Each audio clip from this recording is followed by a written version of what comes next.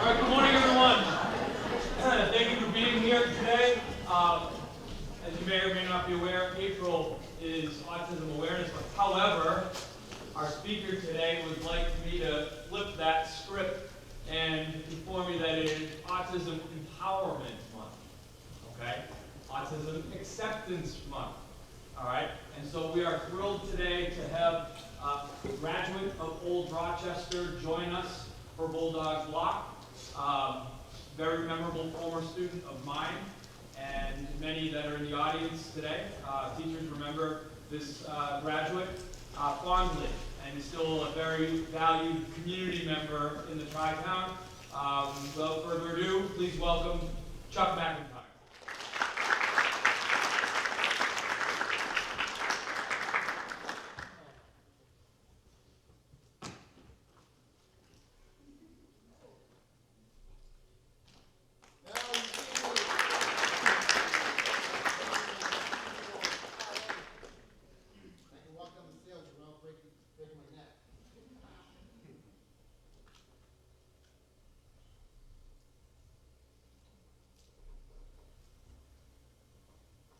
Hello, everyone. How are you? Good. Come on. It takes an incredible amount of courage to get on here. I need a warmer welcome than that. How are you? Good. All right, damn straight. All right, so.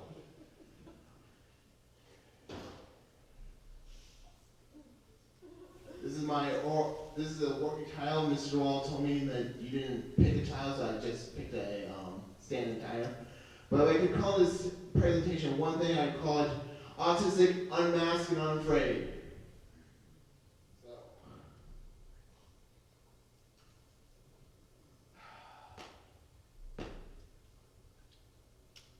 Sorry.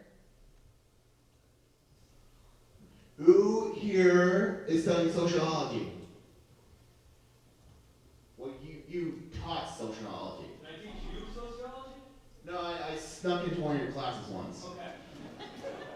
Yeah. Who can tell me what stigma means? Anyone? Important sociological term. Okay. I'll tell you what stigma means. Stigma means to have a prejudice against you. To have someone view you less than you are. To make you seem less than you are. Stigma is it's prejudice. It's like if I went over here, Mr. Duvall. This guy right here, he's just a wasp. He's just a guy in a tie and suit like I was 5 minutes ago. You know, that's me stigmatizing Mr. Duvall, who's a good sport.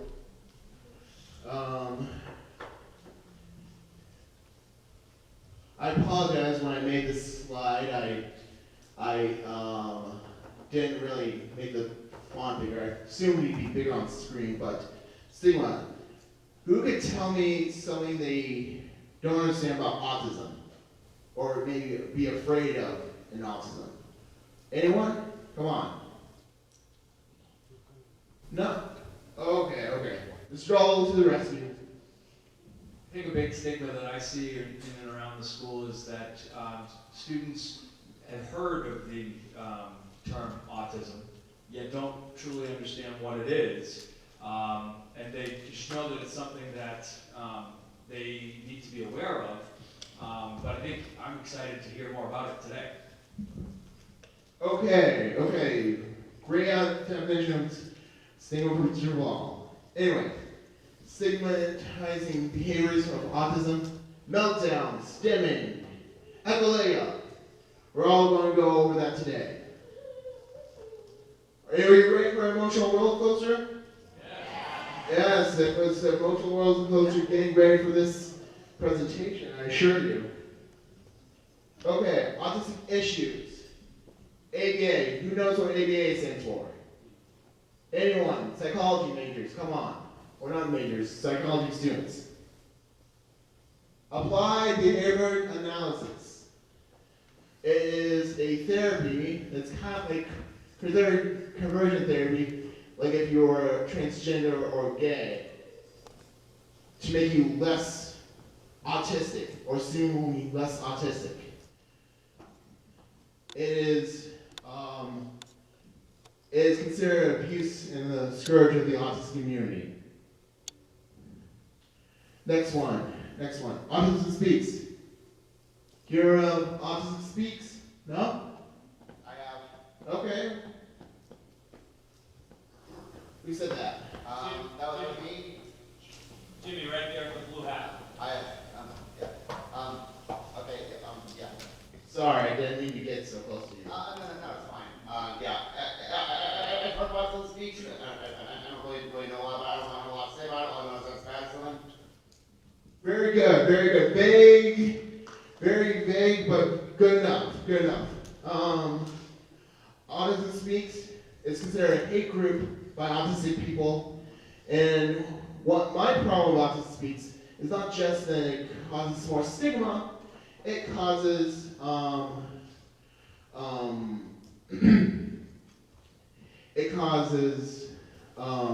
people not to really understand autism, and not from an autistic point of view like someone like myself. There are much greater groups out there. There's the Autism Self-Advocacy Network, there's the Autistic Women Non-Binaries Network, bunch of other groups you could learn about autism without ever bothering you Autism Speaks.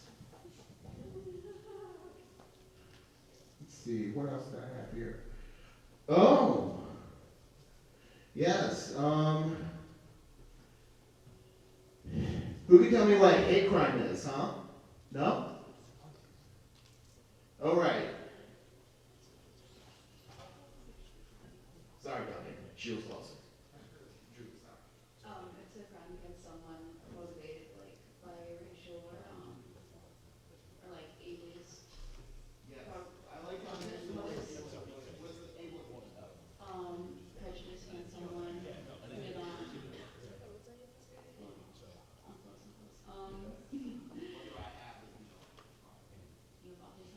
Which is a Disability. yes.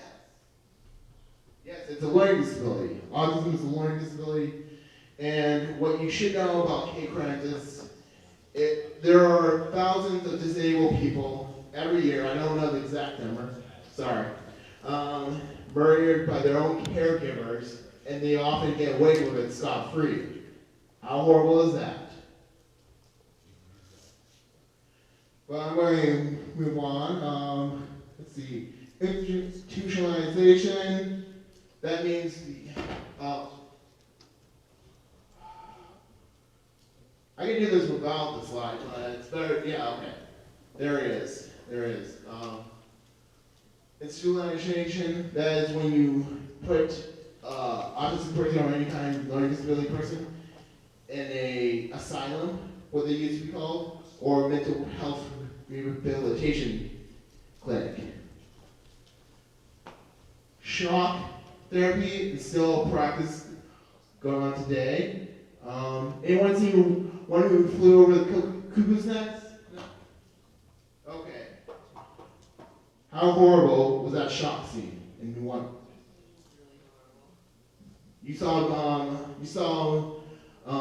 Jack Nicholson get electrocuted, and it was like cringeworthy, right? That's happening to autistic people today. But moving on, because we have a short amount of time. What does it mean to be autistic? To be fundamentally different. To STEM, which we'll go over in a minute. Do you have trouble getting organized? Though that didn't sound like for getting this presentation organized. And let's see. To have unusual interests and hobbies. Does anyone have a special interest or something they're interested in? Anyone at all? Come on. This is a interaction.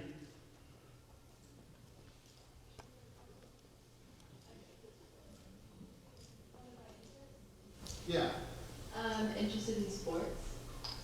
That's a common interest. Oh, an unusual one? Well, yeah, you can say It works either way. So, unusual interest? Yeah. I don't know. Okay, I'll tell you some of my interests. I'm interested in the performing arts. I'm interested in painting. I'm interested in culture, sociology, sometimes the economy, political science, so musical instruments. So those sound like somewhat uncommon. Well, that's what we call special interests. When you're interested in something that's not like excessive, but it's like you're especially interested in it. You want to know everything about it. Having trouble communicating, like how many times I say you know? How many times I say when I try and collect my thoughts. Part of that is what we call executive dysfunction, part of that is crippling social anxiety. Alright, but there is something to be proud of for being autistic. I am myself very proud. Just like gay pride, we have autistic pride. Right here, these are all autistic people who've formed around our preferred symbol. For red instead background, with the rainbow infinity sign. Some of these are from the Autistic Self-Advocacy Network. Some of them are just famous autistic people. We have a history. We fought Nazis. We didn't fight Nazis. We survived Nazis. We survived eugenics. We survived current hate and discrimination today. You know, let me tell you, I could not ever be un-autistic. The Charles McIntyre that exists about autism does not exist. There is no parallel universe where I am not autistic.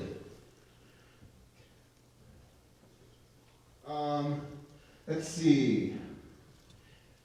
Autistic Self-Advocacy, there's the Autistic Self-Advocacy Network. This is a form of Autistic Self-Advocacy when I'm talking to you. Though it'd be easier to stay at home and, do nothing.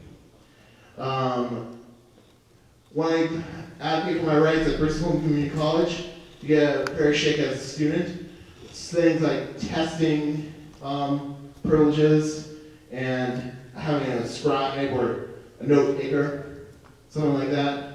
That's self-advocacy. What else we got here? We got overcoming social anxiety. You have no idea what I have to do in order to overcome social anxiety, just to talk to you all 30-something of you.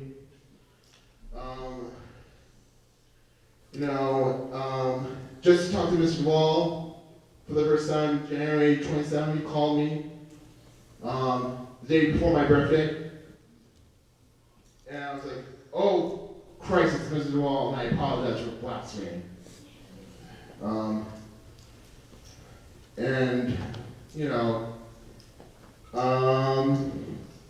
Okay. Social anxiety, I can never live without social anxiety, but I can overcome it by, I'm Charles Woodford McIntyre. I'm fabulous. I'm here to speak to you. I'm trying to connect with you, and I'm going to have something to say. I'm going to connect with you. I'm going to talk to you. I'm going to interview you as things go on. And I am so incredible that I can do it despite my social anxiety, despite how hard it is to figure out what to say about certain things, despite all that. Thank you. Okay, talking about autism behavior, stimming. What is stimming? What is stimming? Can anyone tell me what stimming is? Rocking? Maybe? Oh, hello. Thank you for volunteering. You're very brave, but I appreciate you. It's like self-regulatory behavior, like movements or other type of things like that. It could also be body language. Can you sing for us? I mean, I was already like doing this. Oh. Do you have one of these? Stem toy? Yeah. This is a stem toy, people. You just use it to relax, use it to calm yourself down, use it to think of when you're stalling for the next thing. What is echolea? What is echolea? What is echolea? What is echolea? What is echolea? What is echolea? What is echolea? That's echolea. When I was reading that same question over again, just to figure out what I wanted to say, that's echolea. It's also I'm loving it, or have it your way, or you dirty rat, or give me a pop. Give me a reference to some pop culture.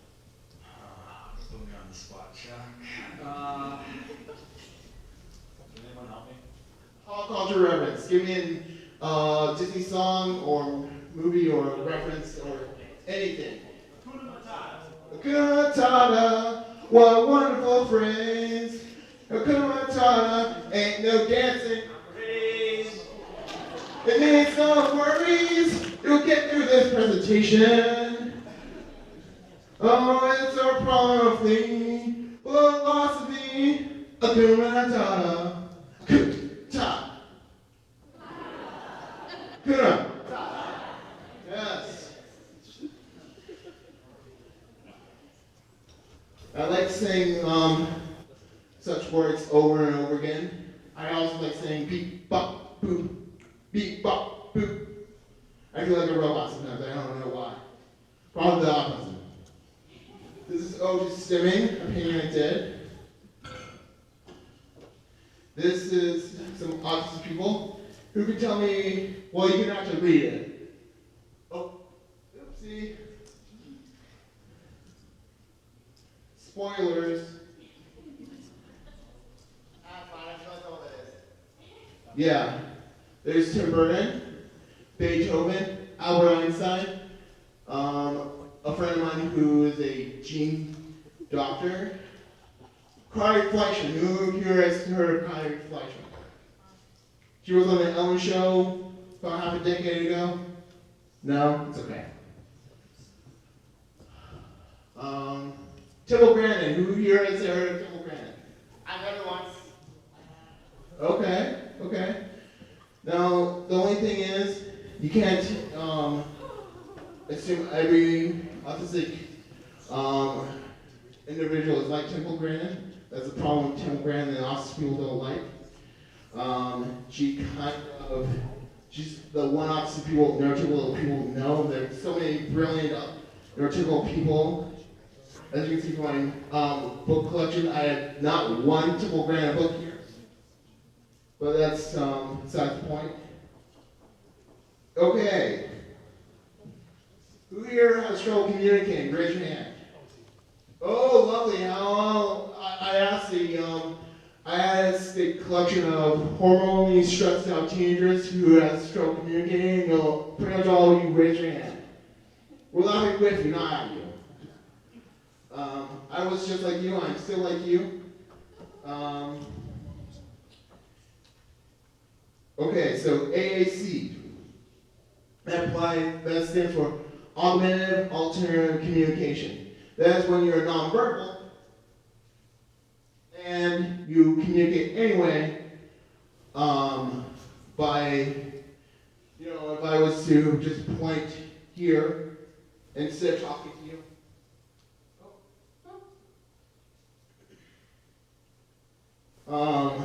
And have you say AAC, central process. It's a form of nonverbal communication. It's like sign language, but it takes patience to learn how to communicate with someone nonverbal. But they have a lot to say. A lot of people who are nonverbal have written some great books, as you see here. But anyway, central processing auto disorder. That is when, if I was to talk to any one of you from way back there, had a conversation, right? And you're all making your noises, I could not hear that person because I could not filter out that noise, you see. I couldn't do it because I had sensory issues, making it difficult for me to hear you properly. Like if there's so much as a fan on, or a bench going, or my laptop making noise, I won't be able to understand you properly. Direct language, who here likes to use sarcasm? Oh yes, yes. Who here would like to say something sarcastic to me? See if I get it or not. No? Okay, I kind of used up all the volunteers, I guess. Oh, okay, Mr. Wall. Chuck McIntyre was my favorite student. Joke on you, Mr. Duvall. We all knew it was true. Let's see.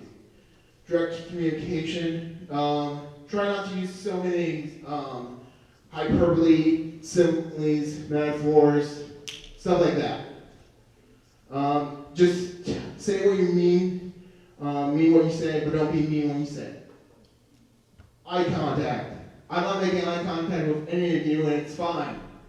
I'm just walking around like this, trying my stuff, and I'm not really looking any of you too directly in the eye. Has any volunteer felt like I really made that much eye contact? No? Good. Good, because it's not my thing. I don't like eye contact, and that's not like me. It makes me feel anxious and stimmy.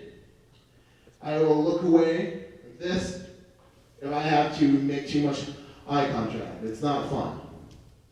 But eye contact, you neurotypicals, I neurotypicals, love it. But if you could learn to live without it, you could make more autistic friends. How about that? Anyway, advocacy.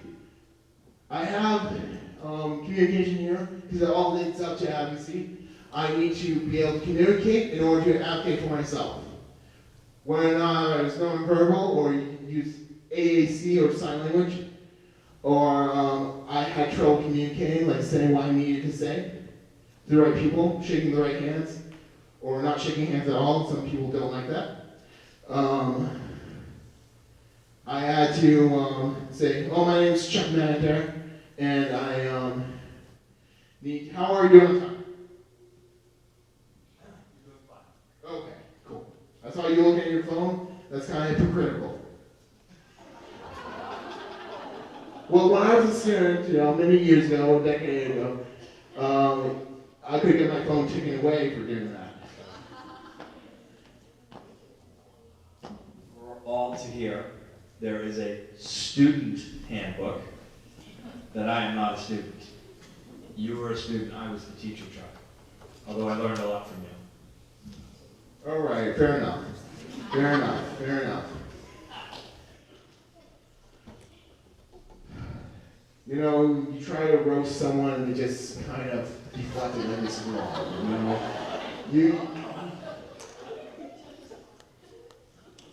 Anyway, friendship. Okay. Who here has a friend who's neurodivergent or otherwise, or is autistic or otherwise neurodivergent? All right. Let's see. Mr. Pink Shirt, how about you? Yes. I am competitive. So what scheme should I get into today? I don't know. Just, you have a friend who is autistic, someone like you. Speak into the microphone. Don't say his name, but just, you have a friend. Okay. What's it like being with that friend? Pretty cool, huh? Yeah, it's great. It's fun to communicate with them. Right. All right. So it's, it's not the worst thing in the world if you have an autistic friend, or someone who's neurodivergent, someone with ADHD or autism, But we are very shy people, us autistics. You may have to approach us when we don't know how to approach you. We can barely even look you in the eye, apparently. But there are benefits. Like we will tell you all about our special interests, like sports, or jazz, or theater, or autism. And then you can go out and visit the autistic community and like interact with us in a more deeper and nuanced level. Let's see, what else I got? Oh, fake friends. Who has ever had a fake friend, huh? Oh, yes. It was all fun. Friends can take advantage of you and call themselves your friend.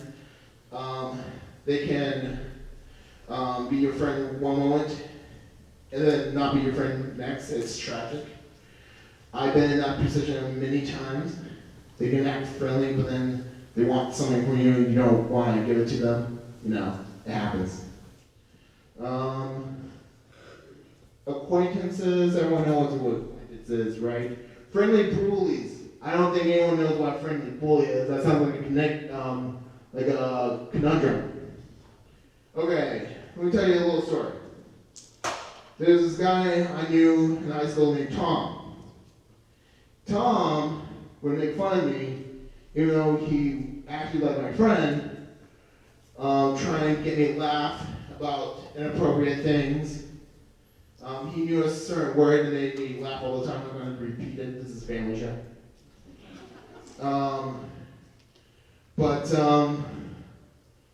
Anyway, it's very embarrassing. He will also patronize me, criticize me, tell me how to be a lot of time.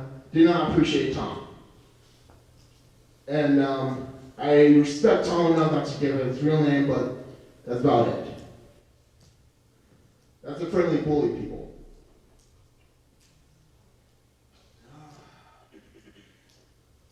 We already went over social anxiety. We don't need to go over that hill again. Autistic success. Okay, now, who here has seen me just now and thought to themselves, that guy seems to have it going on. I mean, he did graduate high school at least. I also have an associate's degree. I'm on 2 committees. Mr. All is on that committee. Mr. All, do you remember the name of the committee we're on? Is it called the Macy Committee? Is that what it's called? Yes, it is. Yes. That is a committee meant to make school, higher learning, college and stuff, more accessible for people like me, people who need special accommodations.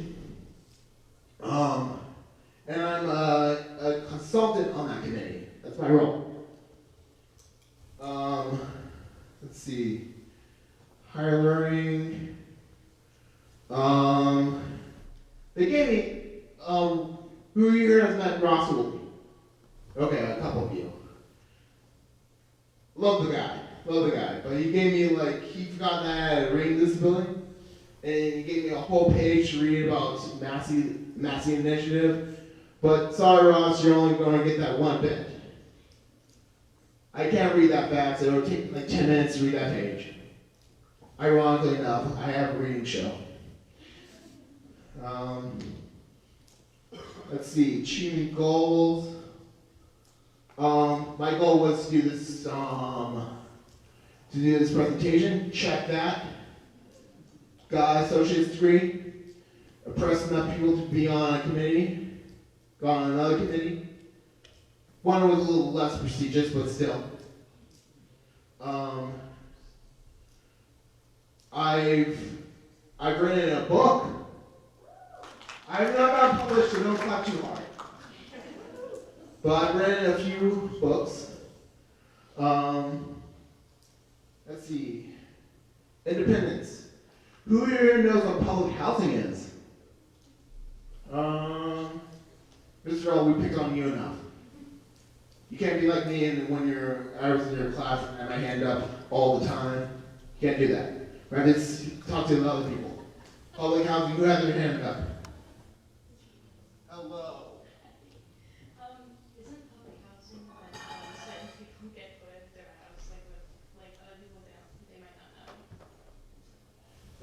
is a pretty accurate description. I'm in public housing, but I have my own apartment. What she was talking about was more like joint living, or when you put it in with 3 people, 2 other people you know, don't know, but you have to get along. I'm looking up to have my own apartment in Mattapoisett. I live on Cushing Road, Mattapoisett Housing Authority. However, I still rely on my parents for a lot of stuff. But here's the thing. Here's the big thing. Well, good thing I knew what to say, or else that would have been a great introduction. Can anyone else hear the lawnmower in the back? Yeah. Oh, anyway, not important. Anyway, I still rely on my parents for helping me with getting my insurance. I can make doctor's appointments by myself. I can pick my own prescription. I have a job. I work at Salmon Shop for Haven. Ever been there? Yeah. Yeah, it's an okay store. It's okay. It's not what I wanted to do when I was 31, but you gotta have a job. Plus, you've seen beautiful people like Mr. Stockerty. I appreciate that job. Yes. You know what? I'm going to tell you my big goal, because this is being filmed, and I'm hoping to show it to a job interview one day, or at least puff me up, or whatever you could say. I don't know. But I want to work at like preschool. Yeah, I want to work with children, maybe some neurodivergent or disabled children at preschool, and actually make their day a little bit brighter. Haven't got there yet. I am determined to get there. So anyone watching this in the future, I probably sent you this video, look me up. Let's see, what else we got here? Oh, friendship and neurodivergent allyship. Let's see, ignore stereotypes. Forget what you think you know about autism. You probably don't. I interviewed a bunch of people just on this presentation alone. You all are quite, I don't want to insult you, but you just don't know. Unless you're autistic, you just don't know. I think I've interviewed a handful of autistic people, but if you're not autistic, a lot of you hardly know what it means. So, again, don't go to Autism Speaks. Go to the Autistic Self-Advocacy Network, or search YouTube, Google blogs by autistic people, stuff like that. Don't go into any autism mom groups, please don't. The horrible irony of it all is parents can be excellent allies, but they're always like, well, you're not like my child, so I don't know if I can relate to you. Well, I'm more like your child, and I'm more like you than I'm like you. But anyway, let's see. Do research. Read one of these books I brought over from the library. We'll get to those in a second. Listen to autistic people. Don't ignore us. Don't. Everyone knows what gaslighting means. Yeah. Okay. No, you don't. You don't know what gaslighting means. You don't know what gaslighting means. You made it up because you're crazy. No, that's gaslighting. For those that aren't mentioned it.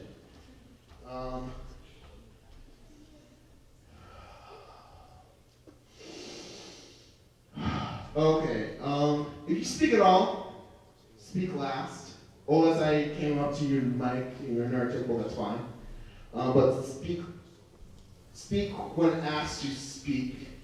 But don't hog the mic. Say what you gotta say and pass the mic. Pass it to an autistic person or a neurodivergent person. Stand up to bigots and ignorance.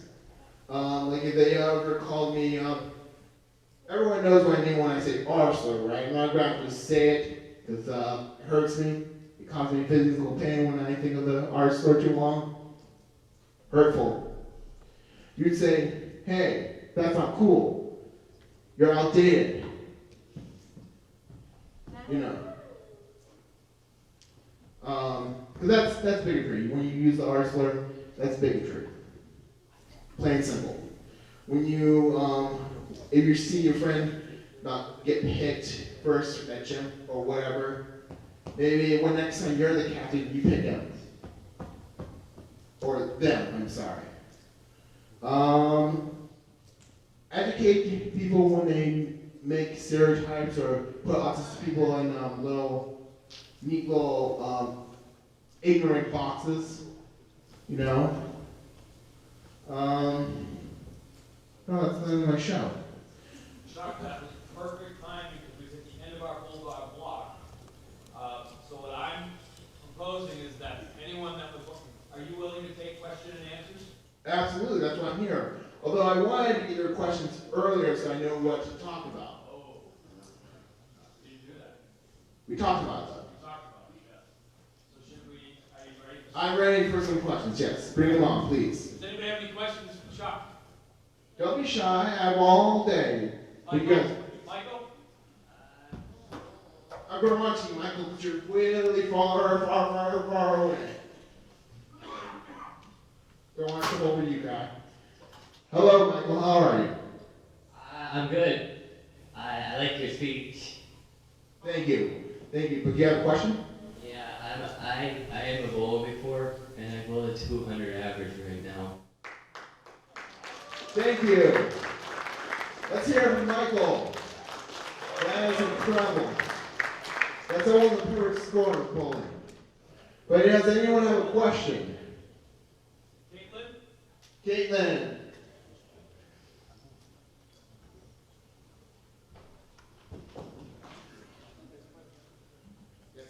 What's your book about? Oh, my book is Our Feelings, Why We Feel Them. It's a children's story about how to understand feelings, especially if you're neurodivergent and maybe not understand feelings you have for others. Things like anger, happiness, sadness, stress, empowerment, determination, stuff like that. And I didn't bring any on that slide, but it's a great book. Other questions for Chuck? Ms. Kamara? What is helping you with your social anxiety? Oh, I probably told you, I'm so fabulous, and I just need to remind myself how fabulous I am, and I can, take off my shirt on stage and talk to you like this, like, hello, how are you? I'm fine, how are you? Oh, I'm fabulous, thank you. What would you like others to know about how you help you better with your social anxiety or something within your situation? Most autistics don't like hugs, but I do. Most autistic people don't like hugs, but I do. Would you like a hug? No? That's okay, I didn't even put you on the spot. But, what? Another question from Trey. Trey. Hello, Trey. Hi. What's it like when you're doing your paintings? Do you get inspiration? Oh, excellent question. Trey, thank you for asking about my paintings as a way of boosting my ego. Let me show you a painting. Oh, you already turned it off. It's okay. It's okay. Let's see. Painting. Okay, I listen to my music. I get all jazzed up. I have playlists for this. I like to listen to very rhythmic music. I wear junky clothes or, just junky clothes.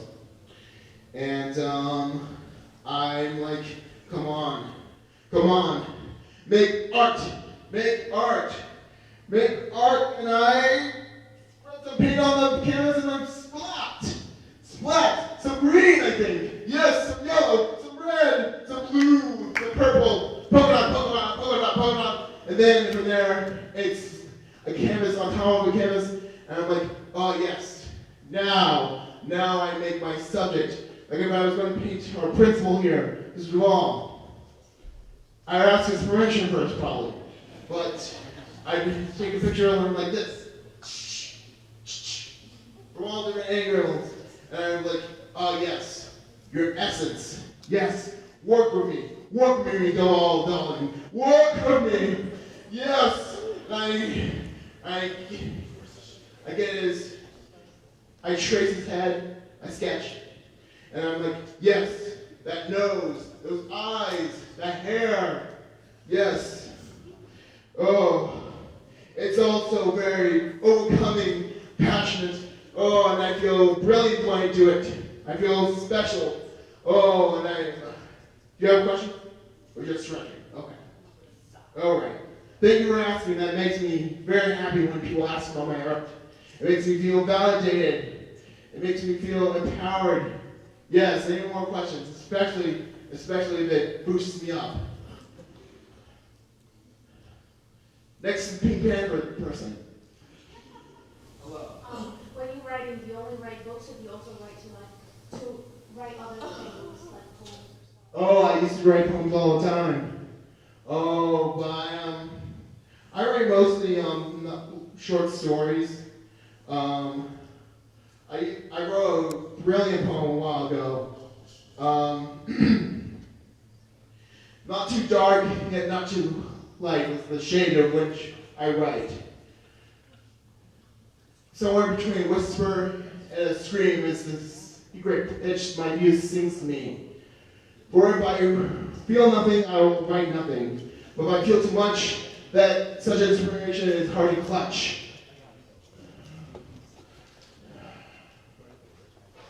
And so, like the man who plays the fiddle, I keep my inspiration somewhere in the middle.